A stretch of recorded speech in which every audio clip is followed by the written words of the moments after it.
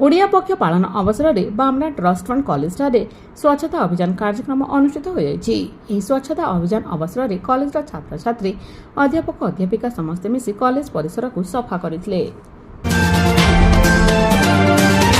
रेड़ाखोल राजबाटी स्थित सरस्वती शिशु मंदिर परिसर में भारतीय जनता पार्टी 47तम प्रतिष्ठा दिवस पालित हो अवसर में भारतीय जनता पार्टी कर्मकर्ता एकत्रित हो विभिन्न विषय पर आलोचना करते।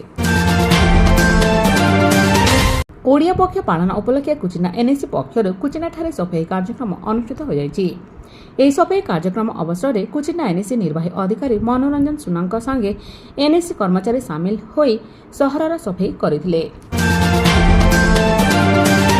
नागटी देउल स्थित बापूजी उच्च माध्यमिक विद्यालय ठारे अग्निशम विभाग पक्षर अग्नि निरापत्ता सचेतनता शिविर अनुष्ठित हो निरापत्ता सचेतनता कार्यक्रम में अग्निशम विभाग कर्मचारी विद्यालय छात्र छात्री शिक्षक शिक्षयित्री जोग देथिले।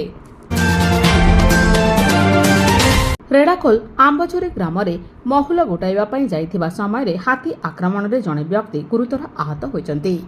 आहत व्यक्ति जनक चित्त अंगरिया बोली जनापड़ा बेले चिकित्सा चिकित्सालय को पठा जाइथिला।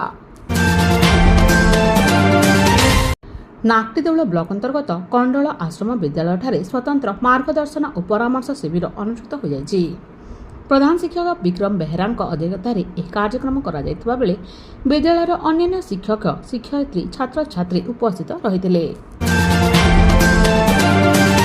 कुचिंडा ब्लॉक अंतर्गत बक्समा ग्राम पंचायत ठाकुर निक्तिमाल सरकारी उच्च प्राथमिक विद्यालय ठारे मागणा स्वास्थ्य परीक्षा शिविर अनुष्ठित हो जिला रेडक्रॉस आनुकूल्य तथा स्वेच्छासेवी संगठन मिलित आनुकूल्य शिविर आयोजन करा।